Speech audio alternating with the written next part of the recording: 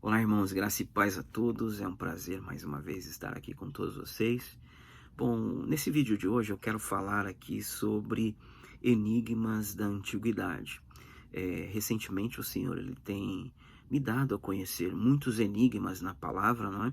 Enigmas estes que na sua grande maioria nos revelam a última semana, né, do tempo do fim.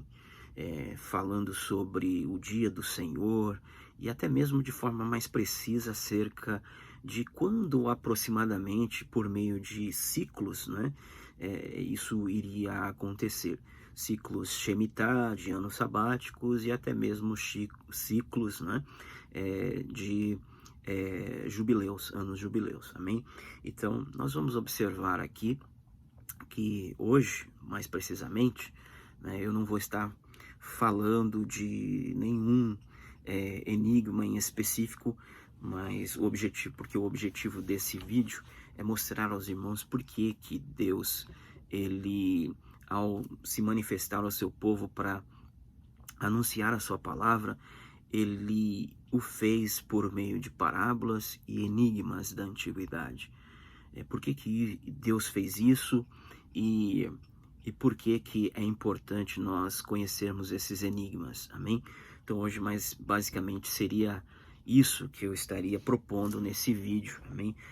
E falando acerca disso, então eu vou tomar por base aqui hoje o Salmo de número 78, amém?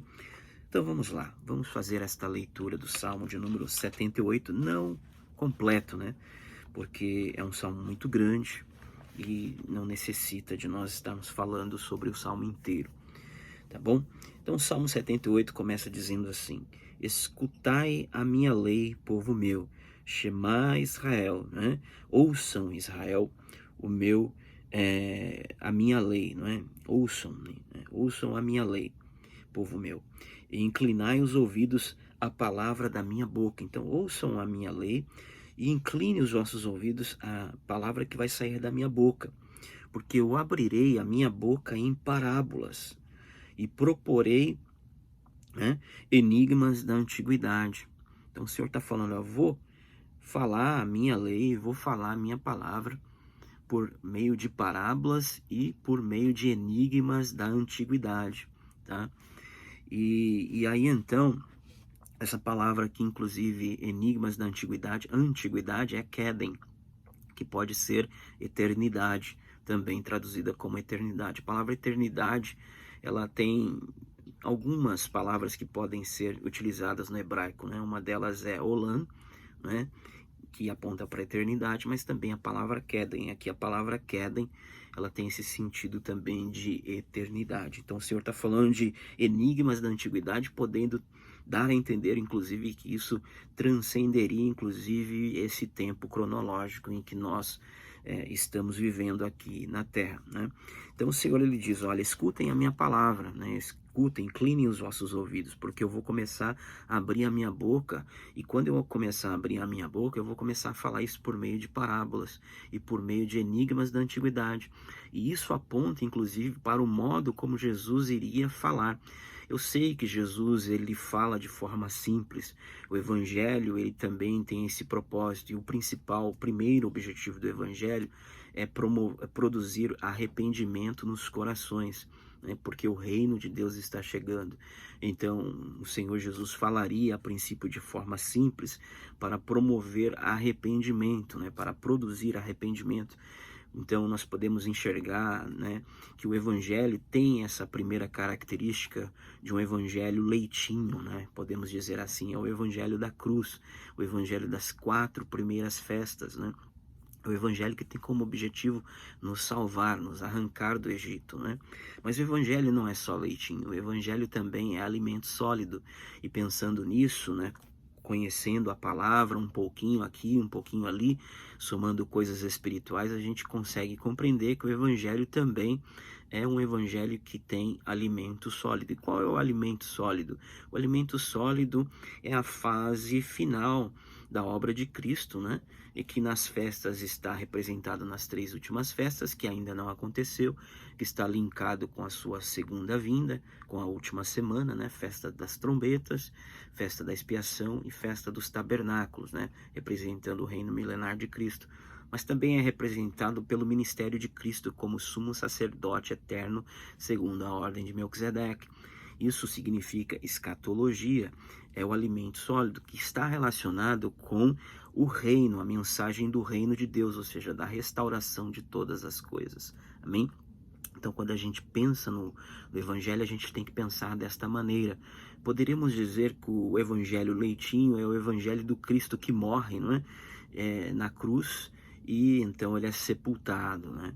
Ele desce até as partes mais baixas da terra. Então é o evangelho do Cristo que morre, e ao morrer ele é sepultado no batismo da sua morte, descendo às partes mais baixas da terra. É um alimento leitinho no sentido não de ser pejorativamente falando, algo assim insignificante, não. É no sentido de leitinho como sendo algo fundamental para a nossa salvação. Amém? Para entrarmos no reino, para conhecermos, para vermos o reino e entrarmos no reino, para nascermos de novo, né? Mas o alimento sólido também faz parte desse evangelho. O evangelho não é só mensagem da cruz. O evangelho também é a mensagem do Cristo ressurreto, que ao ressuscitar ele sobe aos céus, e ele sobe aos céus para ali interceder por nós durante todo esse período em que entraria a plenitude dos gentios, né? Esse período que antecede a saída do sumo sacerdote do Santo dos Santos, né? Assim como o sumo sacerdote na primeira aliança saía do Santo dos Santos no dia da festa da redenção, da festa da expiação, que é o mesmo dia da redenção, amém?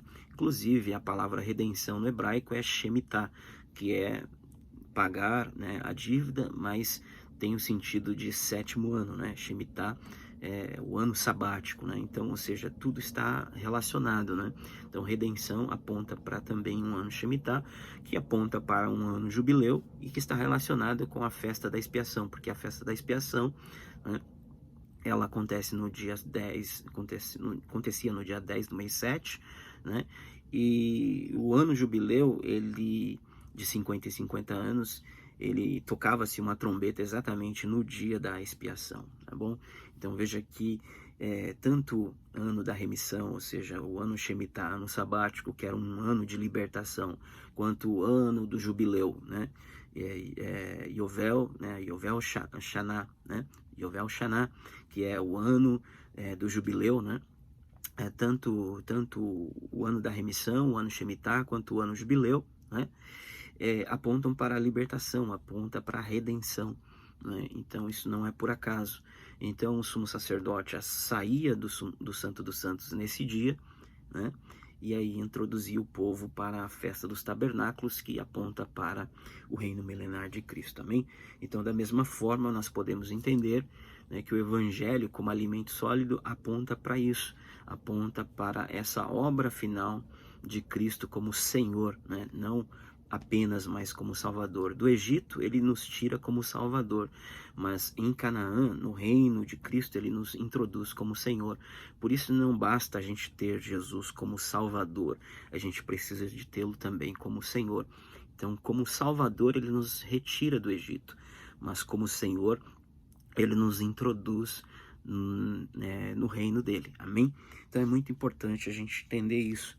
E quando Jesus ele aparece, né, ele aparece em seus dias, ele fala por meio de parábolas e por enigmas da antiguidade, né?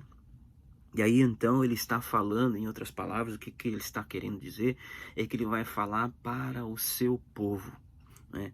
Essa mensagem para esse povo, né, que é o objetivo principal, né, da sua manifestação, vamos dizer assim. Por quê? Mas Jesus ele não está falando para toda a humanidade? Está falando para toda a humanidade, sim, ele está falando para toda a humanidade. Mas ele está falando para toda a humanidade, dentro dessa toda a humanidade, para as suas ovelhas, para aquelas ovelhas que têm uma característica. Qual é a característica dessas ovelhas? elas já vêm ouvindo a voz do Pai. Elas já vêm ouvindo a voz do Pai por meio de todos os tipos de manifestações que o Pai pode executar. Jesus disse isso, inclusive, em João capítulo 6, que as ovelhas que vêm a Ele são aquelas que já estão ouvindo a voz do Pai. E o Pai fala por meio da criação. O Salmo 19 diz que os céus declaram a glória do Senhor, o firmamento anuncia as obras das suas mãos. Um dia faz declaração, outro dia, uma noite, mostra sabedoria, uma outra noite, sem linguagem nem fala, ouve-se a sua voz. O livro de Jó diz que o Senhor, ele fala por meio de sonhos, por meio de visões, embora o homem não atente para isso. Ele fala com o homem para livrá-lo, né, da cova e da sepultura, né, do Sheol, né? Deus, ele fala por muitas formas, né? O Senhor, ele usa as coisas pequenas, ele fala de muitas maneiras, né? Então, o vento, o ruach de Deus sopra onde quer, ninguém ouve-se a sua voz, ninguém sabe de onde vem nem para onde vai. Assim é todo aquele que é nascido de Deus, assim é todo aquele que é nascido do Espírito. Então, Deus, ele se manifesta de muitas maneiras. Então, quando Jesus, ele vem para a terra, né? Ele se encarna, né? Quando o Verbo se encarna, e ele vem ministrar a sua mensagem, ele vem ministrar a sua mensagem para toda a humanidade, mas ele sabe que somente aqueles que já estão ouvindo a voz do Pai, né? Ainda que nunca ouviram falar do Pai, ainda que nunca ouviram falar do Filho, mas que já se identificam com essa lei espiritual, moral, né, que está dentro dos seus corações, está na sua consciência, assim como Paulo fala em Romanos capítulo de número 2, que os gentios não tendo lei, mas que fazem naturalmente aquilo que é lei, para eles é lei. Então, porque o Senhor, ele diz que colocou uma lei moral nas suas consciências, né?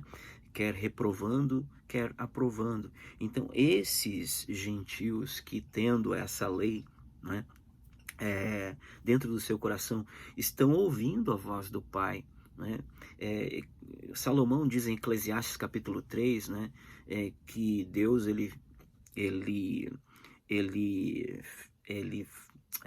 Eclesiastes 3, Deus colocou no homem a eternidade dentro dele.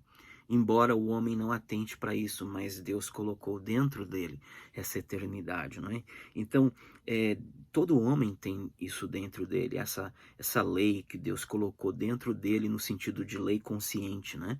É uma consciência de algo que ele possa discernir o suficiente, o básico para fazer o bem e não o mal. Todo homem possui isso. E essas pessoas, caso elas não tenham o privilégio de conhecer a Jesus, né, e nascer de novo, se elas morrerem, né, se elas, né, muitas dessas já viveram e morreram, elas terão, né, a possibilidade, por serem justas, por terem vivido justas na terra, de ressuscitarem na segunda ressurreição após o milênio e então fazerem parte das nações que existirão na eternidade após o reino milenar de Cristo, porque o Senhor, ele é um Deus justo e ele não tem só a igreja como um projeto para o seu reino, né? A igreja vai reinar sobre nações e nações restarão inclusive para o reino milenar de Cristo após a última semana, não é? É isso que Daniel 7 fala, é isso que Zacarias capítulo 4 fala, não é? Nós vamos reinar sobre nações, haverá nações, não é? Nações restarão no reino milenar, haverão nações que não serão glorificadas, mas esses que inclusive já morreram, né, que foram justos, mas que não viveram pela fé, né, que não viveram pela fé, mas praticaram justiça, né, esses poderão inclusive serem ressuscitados no dia do juízo, ressuscitados para estarem diante do grande trono branco, né? E se caso, quando abrirem os livros ali, né, das obras, as suas obras forem maiores, certamente, maiores do que as suas obras más, certamente os seus nomes estarão escritos no livro da vida e eles poderão entrar para a eternidade, amém? Então isso tudo é muito tremendo, irmãos, a gente pensar e refletir sobre todas essas coisas. Os irmãos vejam como eu apenas comecei a ler aqui o Salmo de número 78 e já abri um leque para todas essas coisas, amém?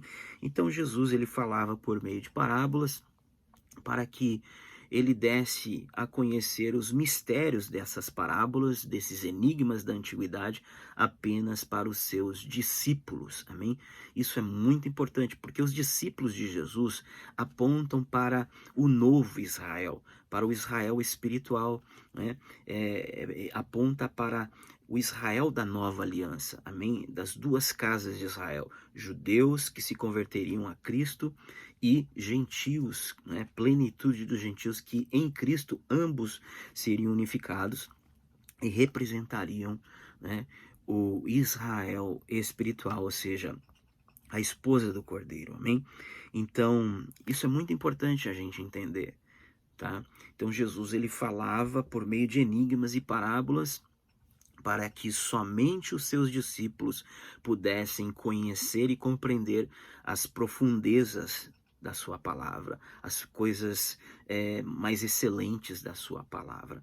Por isso Jesus vai dizer em João capítulo 8, aos que criam nele, diz assim em João capítulo 8, ali por volta do verso 31, e dizia o Senhor àqueles que criam nele, ou seja, pessoas que já criam em Jesus, e diz, se vocês, né, se vocês guardarem a minha palavra, né? Se vocês guardarem a minha palavra nos vossos corações, né? Vocês que creem, né? Então vocês vão ser meus discípulos. E aí então a minha palavra, né? Vocês vão conhecer a minha verdade e a minha verdade vai libertá-los. Então veja, irmãos, que existe uma diferença entre aqueles que creem em Jesus e aqueles que se tornam discípulos. Nem todo aquele que crê em Jesus se torna seu discípulo. E veja, irmãos, que Jesus está dizendo, olha, aqueles que criam em Jesus, para esses ele disse, né, se as minhas palavras estiverem dentro de você, ou seja, não significa que você já vai conhecer os mistérios, mas se você ouvir a palavra de Jesus e pôr no teu coração, se você acumular esse conhecimento de Jesus, tudo isso que Jesus vai falando, você creu em Jesus e aí agora você está ouvindo, acumulando informações, acumulando as palavras de Jesus, que não estão apenas no Evangelho, mas nos Evangelhos, mas está também na Torá, no Taná, nos livros de Moisés e dos profetas, amém? Se vocês fizerem isso, então, olha o que Jesus está dizendo. Então vocês vão ser meus discípulos. Quando é que a gente se torna discípulo de Jesus? Quando a gente começa a ouvir a palavra de Jesus, quando a gente começa a andar com Jesus, caminhar com Jesus, e aí a gente vai se tornar discípulo de Jesus. E a palavra discípulo vem da palavra disciplina também, né? Ou seja, quem é discípulo de Jesus? É aquele que tem a disciplina de Jesus. E disciplina não é correção, disciplina é ensino. É aquele que tem o ensino de Jesus. Então faz todo sentido Jesus dizer isso. Olha, vocês creem, mas vocês querem ser meus discípulos, então vocês têm que ter a minha palavra dentro de vocês. E aí quando a minha palavra estiver dentro de vocês, então vocês vão conhecer a minha verdade. E a minha verdade vai libertar vocês. Ou seja, a libertação, ela só acontece para aqueles que se tornam discípulos de Jesus. E para se tornar discípulo de Jesus tem que ter a palavra dele dentro dele, não basta crer. Até o diabo crê, os demônios creem, se estremecem. E Jesus diz em João 12 que muitos dos principais dos sacerdotes criam em Jesus, contudo não o confessavam, porque amavam mais a glória dos homens do que a glória de Deus e temiam serem expulsos da sinagoga. Então, crer apenas não basta. Quando Jesus fala e os apóstolos falam acerca de crer para ser salvo, eles estão com esse entendimento de crer desta maneira. Não é um crer apenas de lábios, mas é um crer do coração. É um crer que põe a lei do Senhor no coração e põe o testemunho do Senhor Jesus no coração. É um crer maior. Então, não podemos confundir isso. Às vezes, a palavra do Senhor está falando de crer, mas nesse sentido incompleto. Às vezes, está falando de crer num sentido mais amplo. Amém? Então, entendendo isso, a gente começa a compreender por que que o Senhor falava por meio de parábolas e por meio de enigmas da antiguidade. É porque ele não queria que os seus tesouros fossem dados a qualquer pessoa, mas somente para aqueles que nascessem de novo, somente para os seus discípulos, somente para aqueles que fariam parte do Israel espiritual, amém? Então isso é muito importante, nós discernirmos, amém? Eu acho que quanto a isso deu para ficar um pouco claro, né? Mas vamos avançar aqui, amém? Então, esses tesouros, amém, irmãos, são como como coisas santas que o Senhor não quer, né, dar aos cães, nem e são como pérolas que o Senhor não quer lançar aos porcos, amém, irmãos? Isso é muito importante a gente entender. E aí, então, continuando, então o Senhor, ele diz assim: escuta, Israel, Shema Israel, ouçam a minha Torá, porque eu vou abrir a minha boca em parábolas e eu vou começar a falar por meio de enigmas da antiguidade. Aí ele diz assim: enigmas esses dos quais vossos pais têm ouvido e sabido, né? E nolos têm contado. Não os encobriremos, então nós não os encobriremos aos nossos filhos, mas antes mostraremos às gerações vindouras acerca dos louvores do Senhor, assim como a sua força e as maravilhas que ele tem feito. Então, olha só, não é para a gente esconder isso, é para a gente propagar, né? É para propagar o quê? É para a gente propagar a lei do Senhor, amém, irmãos? Que por meio de parábolas e enigmas da antiguidade seria transmitido de geração a geração. E essa lei estaria sendo manifesta por meio de maravilhas, de obras, de feitos que o Senhor fez, realizou no meio do seu povo. E aí ele vai dizer, na continuação do texto, porque, versículo 5, porque ele, o Senhor, estabeleceu um testemunho em Jacó e pôs uma lei em Israel e ordenou aos nossos pais que a fizessem conhecer aos seus filhos. Essa palavra aqui, porque ele estabeleceu, ou seja, o Senhor estabeleceu, essa palavra estabelecer aqui no hebraico é a palavra kun, é a palavra usada para a ressurreição. No hebraico não existe uma palavra específica para ressurreição. A palavra utilizada para ressurreição são duas palavras, a palavra kun, que é levantar, ou seja, levantar dentre os mortos, levantar, como se pôr de pé, a palavra kun, ou a palavra chuve, né? Ou seja, inclusive os judeus quando falam de conversão, fala de techuvá, o que? Fazer techuvá, ou seja, fazer uma conversão, voltar-se para o Senhor, né? Então a palavra chuve vem desse sentido, no sentido de voltar-se para Deus e subir, tem no sentido de subir. Mas aqui a palavra não é shub, a palavra aqui é a palavra kun, que tem o sentido de ressuscitar. Então o Senhor está falando aqui algo tremendo, ele está dizendo, olha, porque ele, o Senhor, estabeleceu, ele trouxe à vida um testemunho em Jacó. Ou seja, o Senhor está falando aqui de Jesus, ele trouxe a vida, ele ressuscitou um testemunho, está falando de Jesus, irmãos, ele ressuscitou, ele trouxe a vida, ele levantou um testemunho em Jacó, ele levantou dentre os mortos, né, um testemunho em Jacó, e uma lei ele estabeleceu em Israel. Mas essa palavra que estabeleceu já não é cum. A palavra estabeleceu, eu anotei aqui, é a palavra sum. Né? Essa palavra sum tem o sentido de fundamentar, de plantar. Então ele estabeleceu, né, uma lei em Israel. Então ele ressuscitou um testemunho em Jacó e fundou uma lei em Israel. Olha que coisa tremenda, irmãos. Ele estabeleceu, ressuscitou um testemunho em Jacó e ele plantou, fundou, lançou fundamentos, né? Fundou uma lei em Israel. Amém, irmãos? Então isso é muito tremendo. Isso fala da morte de Cristo e ressurreição de Cristo, não é? Tremendo. E aí, olha só, né? Ele vai dizer assim, versículo de número 6. Por que ele fez isso? Para que a geração vindoura a soubesse, ou seja, o Senhor quer que as gerações vindouras saibam desse testemunho que ele daria e dessa lei que ele colocaria como um fundamento.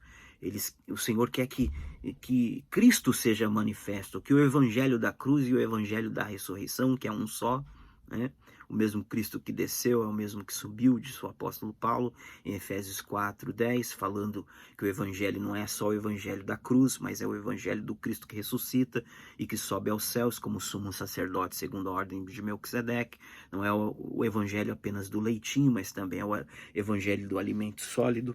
Não é o evangelho das 4 primeiras festas do leitinho, mas também é do evangelho das 3 últimas festas, né? Então, mas ele quer que isso seja propagado. E aí ele vai dizer assim, verso 7, para que pusessem em Deus a esperança deles, ou seja, para que vocês possam colocar em Deus a sua esperança, e se não esquecessem das obras de Deus, mas guardassem os seus mandamentos. Então esse é o propósito, para que pudéssemos, né, pôr a nossa confiança e esperança em Deus, apenas isso. Então por que esse conhecimento tinha que ser passado de geração em geração? Para que se pusesse em Deus a confiança e a sua esperança. A nossa esperança e a nossa confiança tem que estar em Deus. E também para que não esquecêssemos das obras, dos feitos de Deus, mas guardássemos em os seus mandamentos. Então veja que não é para esquecer os feitos de Deus, né? E para que nós pudéssemos pôr a nossa confiança, a nossa esperança no Senhor, e ao meditarmos nos grandes feitos que o Senhor fez, nós então não nos esqueceríamos dele, nós poríamos a nossa confiança, a nossa esperança nele, mas não só isso, nós também guardaríamos os seus mandamentos, porque por meio desses feitos, dessas maravilhas, né, estaria o Senhor manifestando a sua lei, estaria o Senhor manifestando o seu testemunho, ou seja, manifestando inclusive, principalmente, como deixamos claro aqui, né, a obra de Cristo, né? Ou seja, amém? Seria mais ou menos isso, né? Que o Senhor queria revelar. Versículo de número 8. E não fossem como o seu... Aí diz assim, então para que pudesse ser feito isso, né? Para que pudéssemos pôr a confiança no Senhor e Ele fosse a nossa esperança, não nos esquecêssemos das suas obras e guardássemos os seus mandamentos. E não fôssemos como os nossos pais, geração, né, contumaz e rebelde, geração que não regeu o seu coração e cujo espírito não foi fiel para com Deus, né? Então veja, irmãos, que é justamente para a gente não sermos infiéis como foram os nossos pais, tá?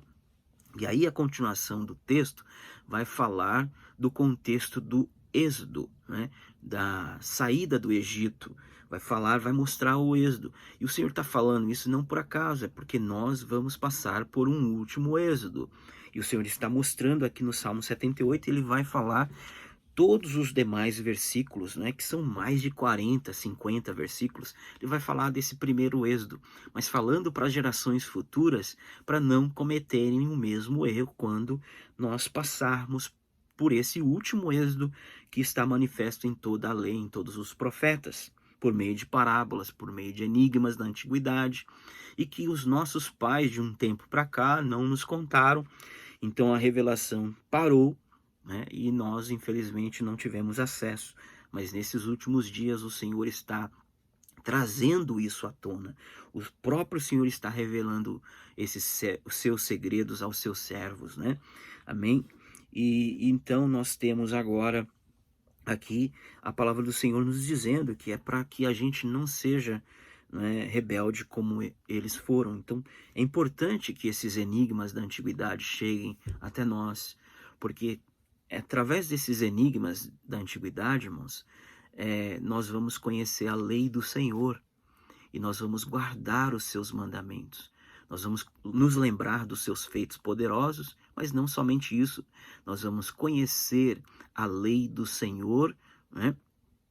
E vamos guardar os seus mandamentos. Então, por isso, o Senhor, ele falava por meio de enigmas da antiguidade, por meio de parábolas, para nos ensinar. Lembra quando Jesus ensinava os seus discípulos por meio de parábolas e a lei do Senhor ia sendo escrita nos seus corações, né, pouquinho, de pouquinho em pouquinho?